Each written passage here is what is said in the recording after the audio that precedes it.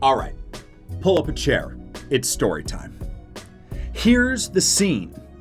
I'm 6 years old, wearing neon everything, because it was the 90s, of course, and we were cool like that. I was pulling one of those press the garage door buttons, then run out of the garage stunts. A classic. So there I am, poised to run. I press the button and I run.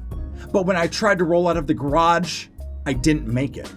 I was caught, chest down, with the garage sitting in my lower back. I squirmed and squirmed, but I was stuck and it wouldn't let up.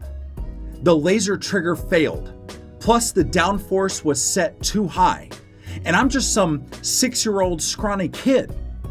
I yelled for help, thinking this has got to be the end. This is how I'm going to go out, murdered in cold blood by my own garage door. But to my surprise, a neighbor heard me yelling and came running to my rescue, pulled the garage door up enough to trigger the return, and the door went back up. What's the lesson here? Don't crush your kids and animals. Make sure you confirmed your downforce and open force are set appropriately on your garage door motor. Close the door and halfway down, put your hand under it and put pressure against it.